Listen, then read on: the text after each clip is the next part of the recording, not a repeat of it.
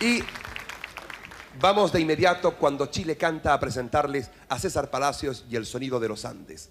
Grupo instrumental compuesto por 5 jóvenes que son miembros de este grupo que cultivan con mucho cariño la música andina.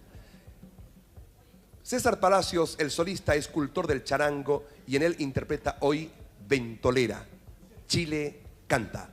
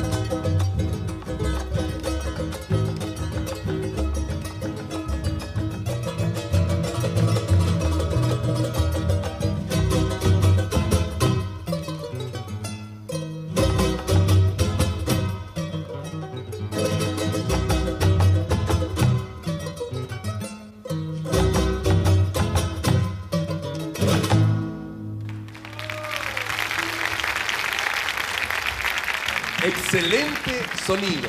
Muchísimas gracias, César. Gracias, muchachos. Qué suerte de tenerlos toda esta semana en nuestro programa, ¿eh? Muy gentil. A ver, otro aplauso muy cariñoso para este grupo cuando Chile canta.